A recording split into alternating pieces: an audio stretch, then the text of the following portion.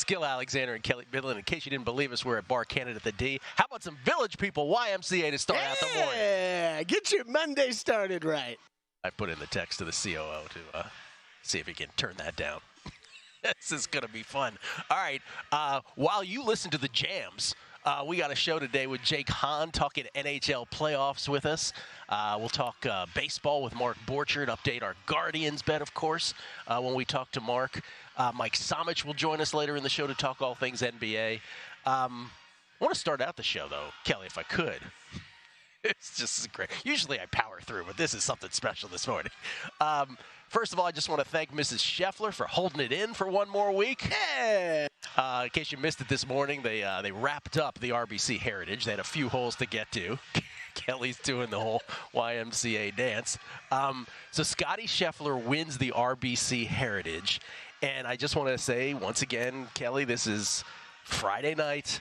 Colin Morikawa's at the top of the leaderboard. Scheffler had himself a good Friday. He's 3 strokes back. So, brain dead. I'm like, well, I'll just go Morikawa plus 480, and I'll go Scheffler plus 560, and we'll see what happens. And within 24 hours, I was a favorite with a plus 560. And there you go. Scotty Scheffler, once again, ladies and gentlemen, who 2 years ago we said on this show, you should probably bet him every tournament he's in.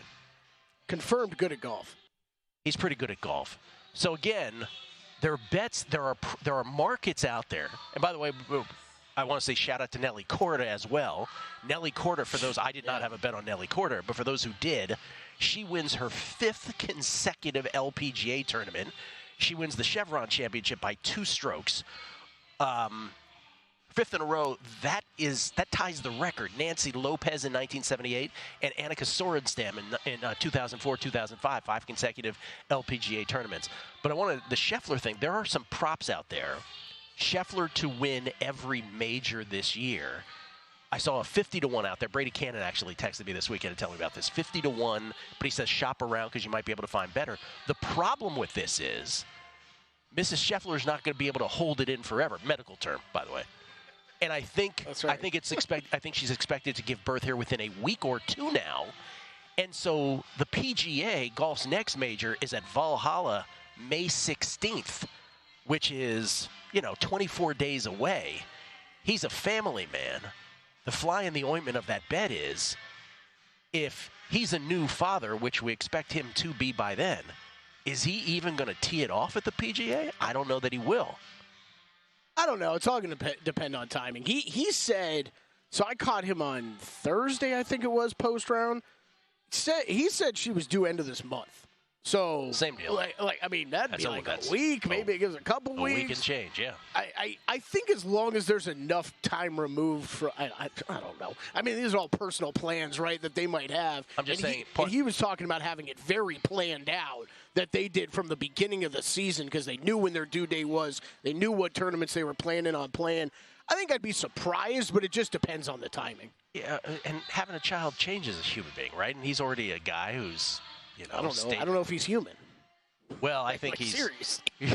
on the golf course. On the golf course, he's not human, but certainly once he gets off it, he's very human, right? He's like, it's golf, whatever, right? He's all about family. So I don't know.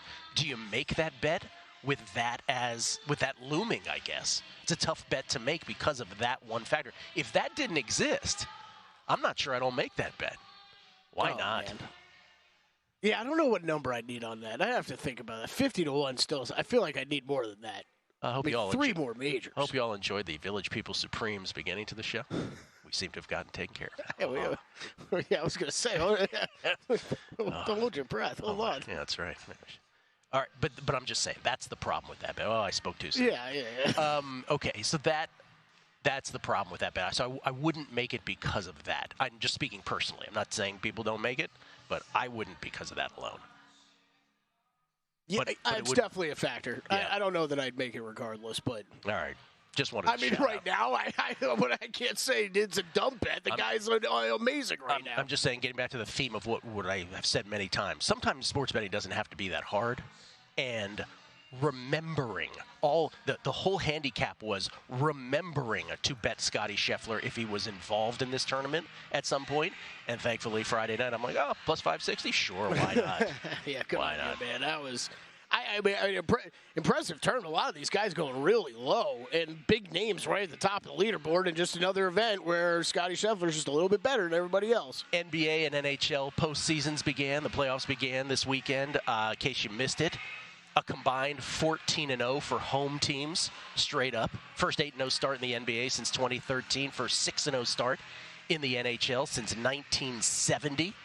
Can we flash up? Did we put that graphic together that I have about ATS? Did we do that? Or I can read it off my phone. We're not a trends show, but in the NBA, if you put together the postseasons, the playoffs of 2022, 2023, and this beginning of 2024, it is amazing how often the spread does not matter at all.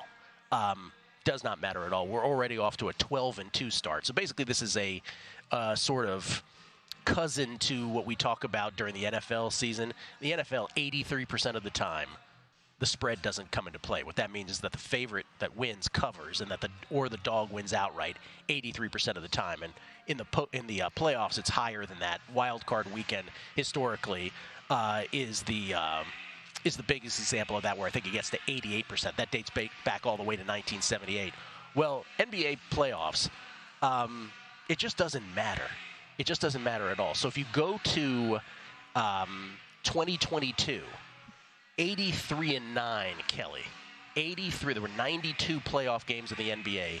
83 out of those 92 times, the spread did not matter. In other words, the favorite won while covering, or the dog won outright. So the only exception are favorites that win but don't cover. So it went 83-9 in 2022. Last year it went 75-15, and so far this year 12-2. I'll do the math. That's 170-26 over the last three playoffs. 86.73% of the time, the spread doesn't come into play. And so this was one of these weekends. If I just go through them one by one, take that for what it's worth, by the way. But the first round, I would imagine, has a lot to do with that. So here's it's still interesting. It's still interesting. Yeah. It's interesting to bring up. Cleve TA, I want to hat tip to him because he was the first person I think that made me aware of that. Jason Weingarten reminded me that I had tweeted that out last year. Here's a real brief recap, non-guessing line style of the weekend. Cleveland beats Orlando 97-83 in the 4-5 game in the Eastern Conference. Cavs led by 20 in the fourth quarter. Donovan Mitchell had 30. These are all covers. Minnesota beat Phoenix by 25. Anthony Edwards went 33-9-6. Gobert went 14-16 in the T-Wolves rout of the Suns. Then in a somewhat competitive game, this was the most competitive game on Saturday. The Knicks did beat the Sixers by 7, but in defeat, Tyrese Maxey 33, Embiid 29-8-6, Lowry 18. The Knicks outscored the Sixers in the second quarter 33-12. Knicks trailed by 3, though, to start the fourth quarter because the Sixers punched them back. And it was a one-point game with just over 5 minutes left before the Knicks put some distance between themselves and the Sixers. Denver then beat the Lakers by 11 on Saturday night. The Lakers led by 12 halfway through the second quarter. And then Denver had it tied a little over 3 minutes after that. It was actually 76-75 Nuggets with under 5 minutes left in the third quarter. Then a 13-0 run broke that game open. AD 32-14-5. LeBron 27-6-8 in defeat. Jokic 32-12-7. Murray 22-6-10. Porter Jr. with 19-8. Gordon with 12-11. And then yesterday the routes continued. Boston by 20 in a game that really wasn't that close. Beat the Heat by 20, 114-94. The Celtics led by 15 at the half, by 32 after 3. There was a point there where Miami almost covered. Looked like they were going to cover the spread late. Yep. Clippers crushed the Mavericks. The final score was only 12, but they led by 12 after the first quarter, by 26 at the half. After a 22-8 second quarter. Doncic 33-13-6. Kyrie 31-7-4 in defeat. Harden 28. Harden with 28. Paul George with 22. Zubats 20-15. Then Milwaukee crushed Indiana 109-94. Season low for the Pacers, 94 points. Bucks led by 9 after the first, by 27 at the half. Only by 12 after the third, but it was back to 20 just over 3 minutes into the fourth. Lillard 35 in the first half, 0 in the second. Yeah, I was thinking about anybody who bet alts out there on him. Oh, brutal. Like, Todd went 40+ and stuff like that. Todd had an in-game over 40.5. Oh, man. Yeah, that's right. And then last night, finally, we got a game. Yep. OKC beats New Orleans 94-92. New Orleans had multiple chances to go up 2 possessions at 90-88. Then they got 4 chances to break a 90-90 tie, 4 offensive rebounds. Couldn't do anything with it. Holmgren's block set up an SGA, his patented in-the-lane jumper, and he got fouled. That was a 3-point play. It ended up with C.J. McCollum missing a 3 with 1 second left, and the Thunder holds on. They escape with a victory in that game. That was really the only competitive game down the stretch, with apologies to the Knicks and the Sixers. By the way, Fast Break Breakfast puts this out. These are the Pelicans' possessions from 3:34 left to 32 seconds left. Turnover, turnover, turnover, missed shot that was blocked, turnover, 4 missed shots on 1 possession. It was last really one gross. blocked. Like, it was a fun ending because that game was close, but oh my God, was it ugly basketball by both of those teams. It did scream of youth being on the court in a high-pressure situation, and neither one of these teams with a ton of experience there, and it showed. Which of those series do you think is just a one-off and that the team that got beat actually has a chance to win it, and which of those do you think, that's just how it's going to be? Well, Celtics, the latter, and I'll stick with Mavericks. I'll stick with Mavericks. That blew my mind. You think that's the one-off? Yes. And that was without Kawhi? Yes. Who was announced out. We'll look at tonight's games coming up as well. 3 in the NBA, 4 in the NHL, continuation of 2 series to begin. We'll do that with Jake Hahn. A little baseball on the other side with Mark Borchert. It's a numbers game at VSiN, the Sports Betting Network.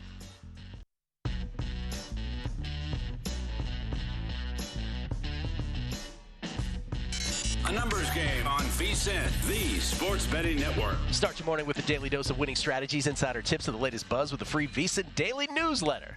In today's newsletter, now we got a lot of stuff for the NBA. Get all pumped for that, and much, much more NFL draft style.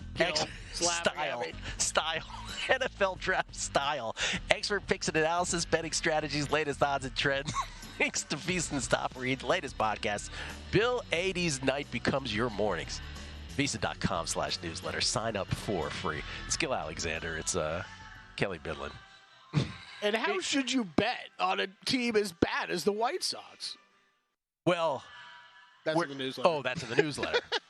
Oh, so someone actually, we get tweets at Beating the Book because someone wrote about the Johnny Millionaire. Let's go Guardians, he says, which we'll get to here momentarily. He goes, how's my White Sox worst record at 5-1 looking? Darn those Rockies. Right now, the Marlins, White Sox, and Rockies are the 3 worst teams in baseball, so it really is a jockeying for position. But the White Sox are in the driver's seat, if you will, the bizarro driver's seat for that. I believe early in the season. I believe in them every year in this market. James Sott, not many things worse than being in the office and unable to listen to Gil and Kelly, especially after a Guardian sweep, draft talk, and maybe a little tennis. This is from PAW. As I said like 2 years ago, just bet on Nelly Corda every single tournament. Johnny Ringo, worst DJ ever. Gil talks through all the tunes. Go Guardians. Stringfellow Hawk, I imagine there's a volume knob somewhere that has Weekend and Gil on it, and they forgot to turn it back to Gil for this morning. Maybe we'll look into it. We're trying. That's why I got distracted. I saw someone. I'm going to be leaving you here in a minute. Chris Felica has texted. He goes, so would you suggest a strategy of playing, talking about the trends in the NBA playoffs we were just talking about. He goes, so would you suggest a strategy of playing the dog on the money line and favorite ATS in all games?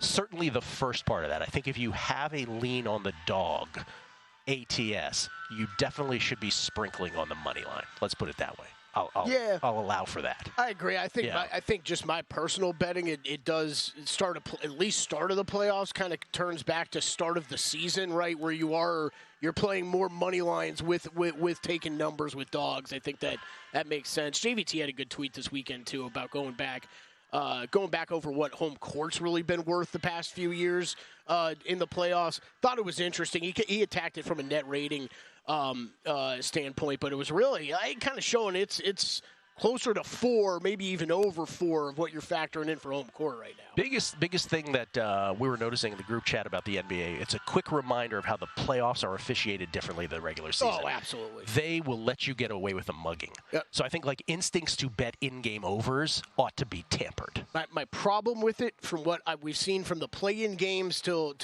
yesterday, is that They are absolutely letting guys get away with more, even more than they were post All-Star break, but nothing's consistent. That's right. The problem is there's an inconsistency right now in the foul calling, which isn't that always our biggest problem? I don't really care which way you call, just call it consistent. Call it consistently. All right, let's bring in Mark Borchard from an undisclosed location somewhere in the desert. You can follow him at BaseWinner, basewinner.com.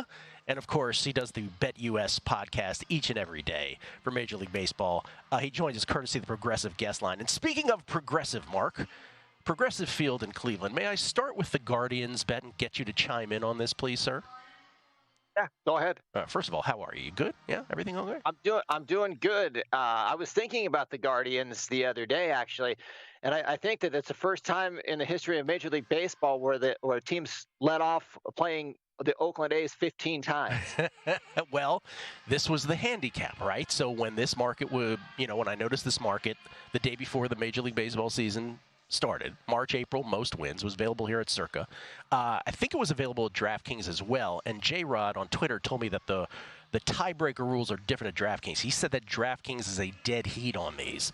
Where I got it at Circa, the tiebreaker is fewest losses followed by run differential. There's two-tier tiebreaker. Yeah, it does depend on the book because that Dodgers to 10, I got paid on a dead heat on that. I didn't think I did, and I looked. I said, wow. And when they graded it, I got a dead heat. So you're right. So it's good that we bring that up. That's right, because the Pirates played that morning to get to 10. Had they gotten it, they would have been first. But if it's a dead heat, it's a dead heat. It doesn't matter what time of day. It was Yankees to 10, and then I thought I'd lost it, and then a couple days later, I looked at my account, and it's like, wow, I got a dead heat on that. I'll take it. So the handicap for me on the Guardians, the biggest point was they played 17 games. I actually said this. We have the video of it. They played 17 games against the Athletics, 7 against the A's, 3 against the White Sox, and 7 against the Red Sox, who I have rated lower than most people do. And so that was the big part of my handicap. And right now, with 3 games left against the Red Sox, in those 14 games against those 3 teams, they are 11-3. 11-3. So it's going exactly how I hoped it would and thought that it would. And so that has buoyed them to a 16-6 record. They still have 7 games left. Here's the thing, though. By the way, the teams that are chasing them, Yankees, Brewers, Braves, Orioles, Phillies. It's like the best teams in baseball. Who's who of the best teams in baseball. Though we are in the lead, though that if it had ended today, we'd win. But Guardians don't control their own destiny. The Yankees do. Yankees, and that is because the Guardians lost a game to rain in Minnesota. And so the Yankees begin a 4-game set this morning against the Athletics. And it's just a fun market. I hope we're going to get there, but it's a long way from being over. If they go 0-3 against the Red Sox, it's over. If they go 1-2 against the Red Sox, it's probably over. But if you go 2-1 and 3-0, and then we are on the doorstep. And so I just want to point out, have you ever made a bet in this kind of market? I will say this again. Even for those who didn't have the conviction that I did, it's such a great market to just have something in, to immerse yourself in the Major League Baseball season.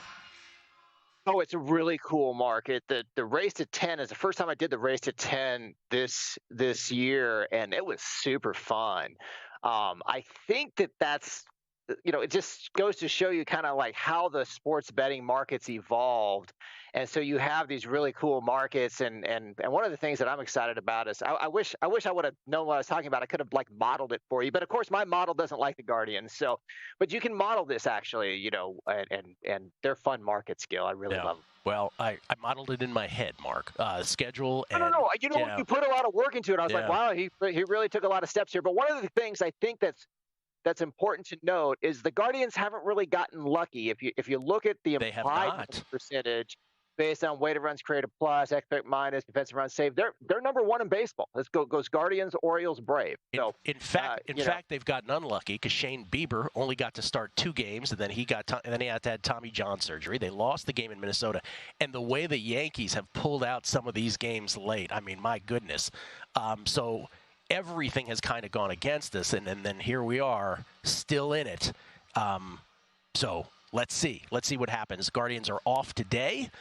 They resume with a 3-game set in Cleveland against the Red Sox tomorrow. What did you play today, sir? I think I'm going to play a parlay, and I think that this Detroit-Tampa Bay game is a really good spot for Skubal and the Tigers in the first 5. I've got Skubal number 1 on my base winner ratings. over the last 150 plate appearances, he is best in baseball, 35.7% strikeout percentage adjusted for park factors, that sort of thing. And then you have the Tampa Bay Rays, and I practiced this before the show. Brandon Lau and Josh Lowe, you pronounce them differently, Gil, but they both are very important, cogs in the wheel, if you were, of the Rays offense, and they're both out. So the Rays are a little bit banged up. I am high on the Rays, but not in this spot, especially in the first 5. So I put that first leg of the base winner parlay. You got to have a base winner parlay when you go on Gil's show, and I do. And the second game's going to be the Blue Jays with Kikuchi, and it's a peculiar number. I've got Kikuchi 6th out of 157 pitchers, and I thought, gosh, I hope that's not a math mistake. But Wow.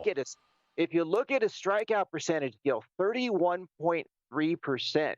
It's in the 95th percentile. His walk rate's about league average, and the ground ball percentage is a little bit above league average from a good side. So I like that. I like the Blue Jays. I think this Royals team, while they have performed very well, I look for that to regress. And then you couple that with Singer's stuff plus 2 percentile. I think that's a good opportunity. You put them in a parlay, Gil, it pays plus 260. And then the other game that I like today, when you mentioned, guys, the White Sox, and I was on the White Sox worst record in baseball. That's looking pretty sweet right now. But if you look at their implied, now this is interesting. You look at their implied win percentage. It's 4.5 wins. They have 3, but the next team is the Marlins with 7.2 wins. So what they've produced, not only is it bad in the standard standings, but it's bad in the implied standings as well. Weighted runs created plus 63, xFIP minus 117. And, you got this Jonathan Cannon, which is a really good name for a pitcher. I don't know if he's ready to go quite yet. 11% worse than average from a pitching standpoint. I've got the White Sox bullpen 30th in baseball, the offense 30th in baseball. One interesting stat about the Twins, Gil, their bullpen is best in baseball from K minus BB percentage. And that's scary because Duran is still injured. So I think this Twin's going to regress to the good, long term, and I like him today, Gil. Mark, always appreciate it. Thank you so much. My pleasure, Gil. Thanks a lot. Mark Borchard at BaseWinner, BaseWinner.com, and, of course, the BetUS podcast that he does, courtesy of the Progressive Guest Line. Kelly has taken care of the music, y'all. It's quiet at the D, Bar Canada. We'll come back. NBA Awards finalists and one glaring omission. Coming up, Numbers Game, VSiN, the Sports Betting Network.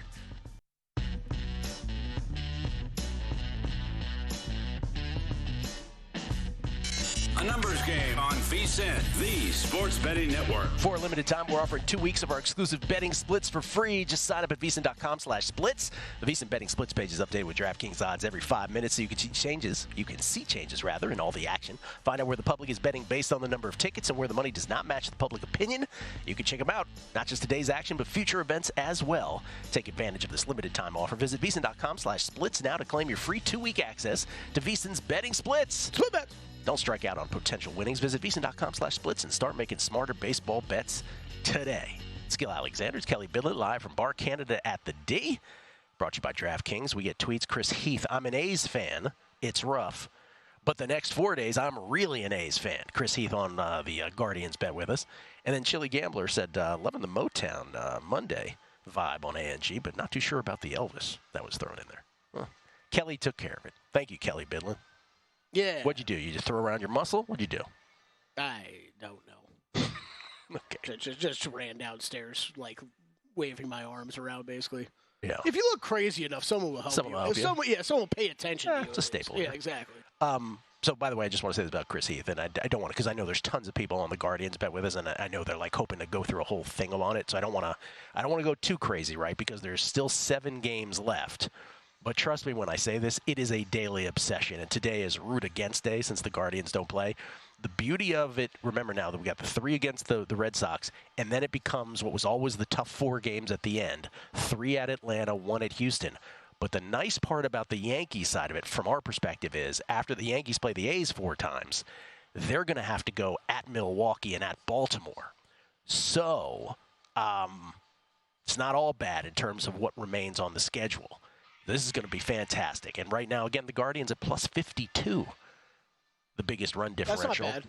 And matching the lowest number of losses in terms of the tiebreakers Those are the tiebreakers, fewest losses again, and the largest run differential. So looking good there. By the way, the Yankees are the team that controls their destiny once again. The other team, along with the Guardians, is the Brewers. Could theoretically, this is bizarro if everybody won out, the Brewers would get in a tie with the Guardians, but they would not win the tiebreaker because of run differential, most likely. So it's really the Yankees are still the team that controls their own destiny, and until we control our own destiny, I'll just leave it at that. It's still a little odd to me that it's not a dead heat. It's a dead heat at DraftKings, apparently, I'm told. Okay. Yeah, Not here at Circa, though. Yeah, I guess that's a little odd to me, but, you're obviously not complaining right now. Nope. Just borrowing them for a month, Adam Burke. Again, Giants wondering where it's going. They made the logo after you, bro. Yeah. Gills, Guardians, a G on either side. NBA games tonight, Kelly Bidlin. We got 3. We got game 2 of the Magic and the Cavs. Cavs are favored by 5.5. Once again. Then we got game 2 between the Sixers and the Knicks. I am not seeing a line posted currently. Well, that would be because of one, I just tried to get another bet in, but couldn't at 5. It's now 5.5, 6. Apparently, Tyrese Maxey is a little under the weather. Oh, my if you will. God. Are you kidding? He missed shoot-around this morning with an illness, is being listed as questionable for the game tonight, as well as Joel Embiid. I guess, that's the major storyline here, obviously. I guess I would expect him to play. I would expect both of them out there. I'm not really betting it like either one of them is going to miss the game. It'd be shocking. Maxey would have to be on his deathbed to miss this game tonight, I would think. That was a fascinating game on Saturday, Gil. It was NBA-wise about a break-even weekend for me. I had a big bet on the Knicks. We talked about that on Friday. A big bet on Knicks. Sunday was not good for me, but big bet on the Knicks, and I got back in live after Embiid went down. The first quarter and a half, I'm sitting there and going, this is not the same Joel Embiid I just saw 3 days ago on the play-in game where it looked like the guy could barely move, was winded. He looked incredible until he went down again going for that putback, and then the second half looked like a guy who couldn't really do much out there again. So, I bet the Knicks again in game 2. I laid 5 on the opener, I believe is what it was. It's out to 5.5, 6 now. 4.5 and 5 I laid yesterday. How about when Embiid got hurt late in the first half and they went to the halftime and Stephen A. was, let me be very clear. The Sixers cannot count on Joel Embiid the rest of this playoffs. And then, Embiid shooting a three-pointer 3 seconds into the second half. He never missed a second. I don't know. He didn't look like the same guy. The second half, he looked like he was hobbled again. He tweaked it at one point. Right. Yeah. He looked like he was hobbled again. So I think it's, from what you've seen the past 2 games, I think it's very hard to figure out what you should expect out of Joel Embiid. But I'll go back to, I guess, what my handicap was from game 1. A lot of, if what I saw last of him is what rolls into this next game, he's not providing much. Meanwhile, the Knicks played... They couldn't they couldn't hit anything. Their shooting was terrible. It was in the 30s. It was really poor half-court offense from them. Jalen Brunson couldn't get going at all. I don't expect that to fully continue. But one thing I do expect to continue, as long as Joel Embiid is beat up, is the Knicks dominating the Sixers on the boards, giving them second possessions, third possessions. So I do like the Knicks tonight. That is my one bet on this card tonight. Yeah, and we'll have Mike Somich on later. And again, we have that, I set that Celtics total number of losses in the Eastern Conference playoffs at 5.5. But then, since we had that discussion, first Giannis goes down the next day. Then Jimmy Butler goes down. Embiid re-aggravates. So it's and now you're telling me Tyrese Maxey might not play tonight. It's the whole thing is one big... It's crazy. Yeah, the third game tonight is the Nuggets again, 7-point favorites over the Lakers. And that to me, of all, when I asked you the question at the end of last segment where I'm like, okay, which of those results, which of these myriad of ridiculous blowout results in the NBA this weekend, which of those is what we can expect moving forward? It's going to be the norm, or which was the one-off? And you said the Mavericks. You're still sticking with the Mavericks as the one-off result. I feel like the Nuggets-Lakers, and I know a lot of people want to believe in the Lakers, but I feel like no matter how well they play, and we talked about it, they were up in the second quarter, right? The Lakers on the Nuggets. They were up by 12 halfway through the second quarter, playing as well as they could. It was a 1-point game with under 5 minutes left in the third quarter, but you just know the run is inevitable. And I just feel like no matter how well they played, AD couldn't have played better, dude. Yeah. 32, 14, and 5. LeBron, 27, 6, and 8. But so what? Jokic is like, well, I'm just going to drop a 32, 12, and 7 on you. Murray was 22, 6, and 10. Porter Jr., 19 and 8. Gordon, 12 and 11. I just feel like the Nuggets will roll them no matter what. Yeah, I think it was 86 points that Jamal Murray or Nikola Jokic scored or assisted on. I mean, it is when they're rolling, they're rolling. I think you put it perfectly. It's the it was on Will's podcast yesterday. Should have been more. He asked me the question: do you think there's a better chance they sweep them, or if the Lakers win 2 games? Didn't give me the option of 1. I went with 2. I don't know though. It just feels. I think what we saw the other night. Kind of like you're talking about, Gil. It feels a whole lot like we saw the Western Conference Finals a year ago, where even LeBron and AD, they can play as well as they want, and it still feels like it's not going to be good enough. That's right. And I think the one difference this year, because I found this factor really interesting going into this series, is we saw D'Angelo Russell get cooked last year, and they targeted him. Jamal Murray targeted him time after time, and this year it's you don't really have that guy. D'Angelo Russell's been so good on offense for them the past couple months. If you pull him out of the lineup, you're losing on the offensive side, and you don't really have that guy on the bench that's significantly better than him defensively.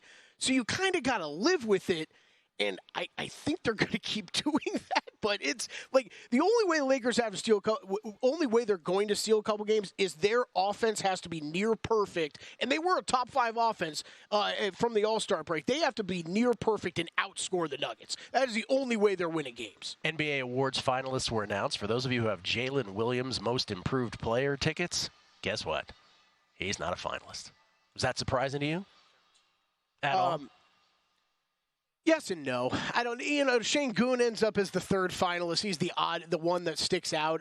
But man, he had such a good season going until the injury occurred. I think you could justify. I think I can understand that. I think it's just another clear indicator of we're not gonna consider a guy in his 2nd year. I mean, I think these are. Some of these NBA guideline rules that we kind of talk about, you see play out sometimes. Yeah, unspoken rules. And him not even making the top 3, I think, is notable. Nothing else is really surprising, though, in terms of finalists. I do want to show this. The Athletic did an anonymous NBA poll. Defensive Player of the Year. Did you see this? The anonymous NBA players poll? Yeah. Victor Wembanyama in a landslide. He still's not going to win it, is he? In a landslide, Victor Wembanyama. By the way, coupled with also who's the league's most overrated player, and they put Rudy Gobert in this anonymous poll, got 13.6. But I do wonder, in fairness, is that just who they dislike? Oh yeah, it's completely. So it's good. The most overrated is Gobert, 13.6. Jordan Poole right after that. I missed the other one. My bad. Oh, the other one you missed. I thought you sent me twice. I didn't realize it was a different poll. Oh no, sir. So 13.6 in the overrated. Jordan Poole 8.6. Trae Young 7.4. That just sounds like who they dislike as a human. It's a little bit overrated, but no, it's mainly who do these guys dislike. Yeah. Yeah, but who's the best defender? Victor Wembanyama 15.2%. Drew Holiday 12.9%. Lou Dort 9.8%. Do you want me to keep going until we get to Rudy? Herb Jones 8.3%. Jaden McDaniels 8.3%. Oh, there's Rudy 6.0%. For what it's worth, our Victor ticket is probably not going to get home based on early results. But the Jalen Williams omission reminds one of Spencer Strider there. So there you go. We'll come back. Hockey with Jake Hahn. Numbers game, VSiN, the Sports Betting Network.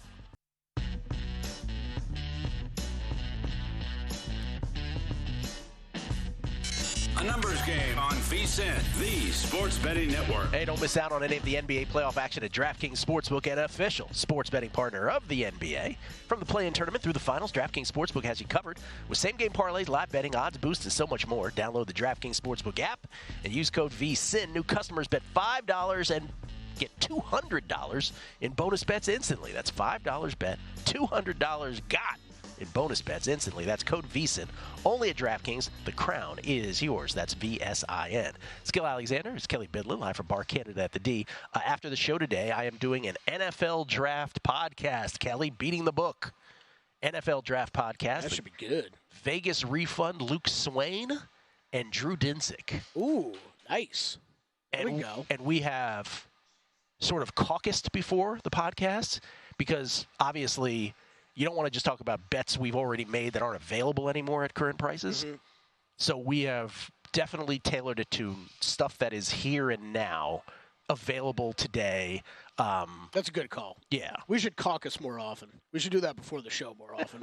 Caucus. Nothing like a good solid caucus. Yeah. They love it in Iowa. They do. I'll tell you that much. They really do.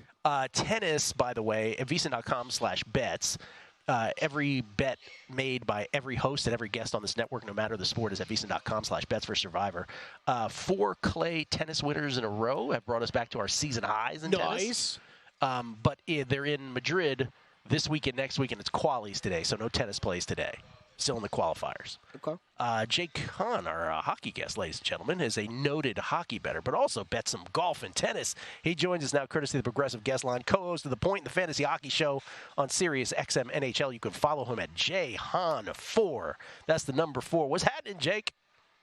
Not too much, guys. Like you said, clay court tennis season is in full swing now as we get ready for Roland Garros. Doing well there. Not so much on the golf course, as we talked a little bit before I jumped on here. Scotty Scheffler, unless you're betting him or people are betting him like you are, Gil, congrats on the hit there. You're getting basically cleaned out in golf. So I am happy that NBA playoffs, NHL playoffs are here right now, because it's always a great time of the year, and especially the first round. There's a lot of options to get into. Okay, so the NHL playoffs began this weekend. 6 of the 8 series have begun, and it was not unlike the NBA. Bruins were a favorite against the Maple Leafs in the 3-6. They won 5-1. Canes were a -250 favorite against the Islanders in the 5-4 in the East. They won 3-1. That was on Saturday. Then yesterday, Canucks took down the Predators 4-2. They were a -145 favorite in the 2-7 in the West. The Jets and Avalanche was cool. That was a 7-6 shootout in the 4-5 game in the West. Jets winning that. That was they were -110. So that was the coin flip game, and it was really a coin flip in the end. And then the other 2 East series were also, went as expected. Rangers were a big favorite against the Caps. They beat them 4-1. Caps didn't look good. And then the Panthers, as a -165 favorite against the Lightning, they won that 3-2. Of those 6 results, before we get to the 4 games today, of those 6 results, which is the one that sort of was the most noteworthy to you? I'll ask the same question of hockey, in hockey as I did Kelly earlier in NBA. Which to you is like, okay, yeah, we're going to see that happen more often than not in this series? Or which is the one where you're like, well, that might just be a one-off? Yeah, the Euro-Chalk continues, at least early on in these series, guys, right? We're seeing it. We just talked about Scotty Scheffler. He wins every single week. The UConn men's basketball team, they were chalk. They went on this big run. And now, we're kind of seeing it early in the NBA and NHL playoffs. Again, we're just getting started in these series, so things can flip very quickly. And, home teams still have work to do. You got 2 games to start off your series. You want to win both of them to protect your home court or home ice advantage in this situation. I think the 2 Metro Division series, the Carolina Hurricanes and the New York Rangers winning, those I expect to be quick series. Now, the Hurricanes who play again tonight, we can get into that game a little bit as well against the Islanders. They had some troubles against the New York Islanders. I think that one actually stood out to me. Ultimately, they found a way to win the game, but it didn't look the way that I expected it to look. So the Rangers looked completely dominant. Gil, you mentioned that Avs-Jets game, which was just incredible from an entertainment standpoint, by far the best game of the weekend, because it was kind of dull up to that point, not a lot of excitement. So that game injected a lot of life into the playoffs. And I'll say out of all the favorites that won, I think the most important was the Vancouver Canucks. A lot of people doubting this team, including myself, going into the playoffs. They get down in that game. It looks like Nashville's the better team for the most part, and they find a way to grind it out in the third period. So I thought an impressive win for the Canucks to maybe silence some of the critics, at least for the time being. Our buddy Chris Felica, the Bear from Fox Sports, said to me this weekend, he said, Gil, the Caps, and I think he called me a horrible name while he was saying this to me. He said the Caps are the worst playoff team in the history of the Stanley Cup playoffs. Is that true? It's hard. Honestly, it's hard for me to disagree. I'm sure there's been a few. If we really go back and dig deep, I bet we could find a couple that snuck into the playoffs that had absolutely no business being in there, but they have to be in that conversation. I mean, you look at the goal differential from this season, and I was following this Eastern Conference playoff race very closely the last month of the season. It didn't feel like anybody really wanted it. Pittsburgh actually goes on a great run, but they dug themselves such a hole that it was too little too late.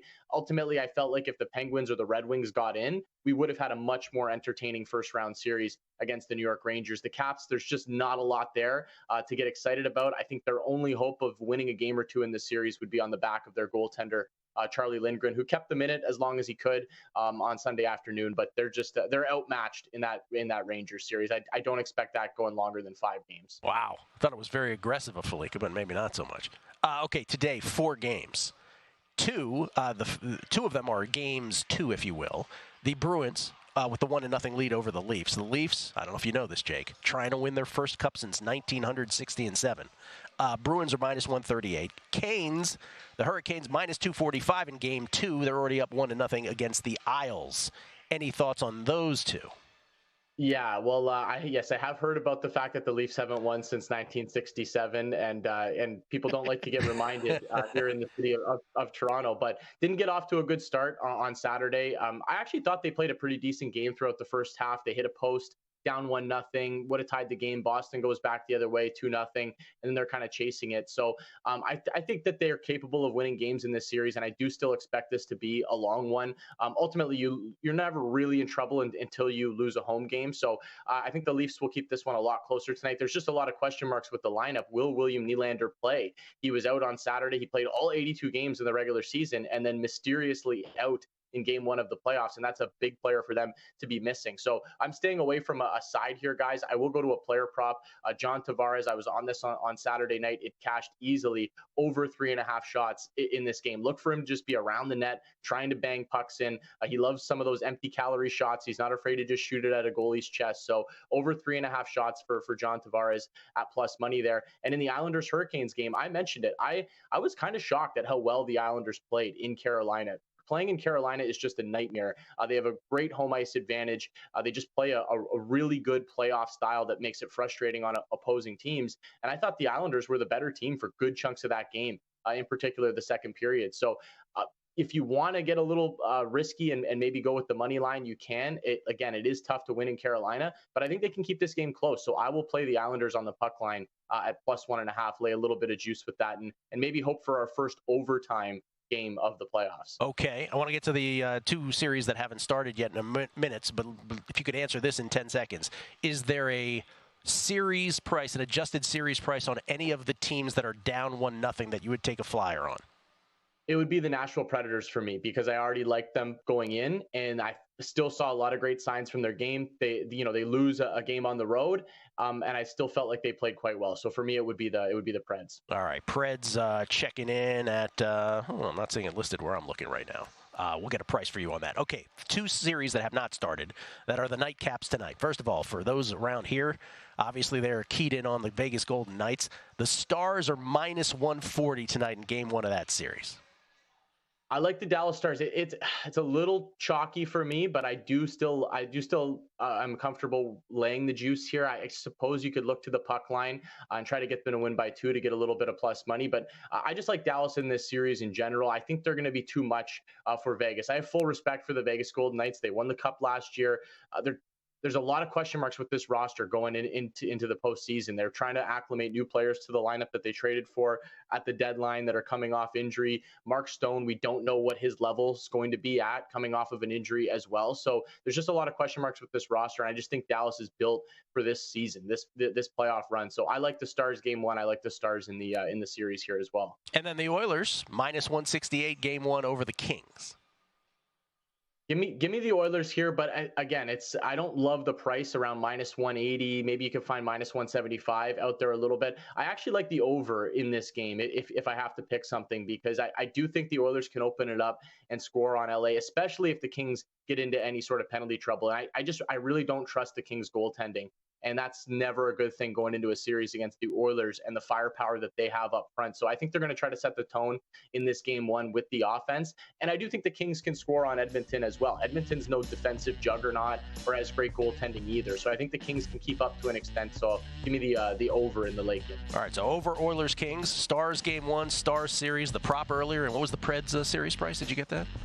Nope, don't have it in front. Oh, I thought you were leaving. I'll have it for you on the way back. Okay, there you go. Jake, thank you for the bevy of picks. We appreciate it. Good luck this week, guys. You too. Jake Hahn, everybody, from SiriusXM NHL. Always great checking in with him. A little NFL draft on the other side.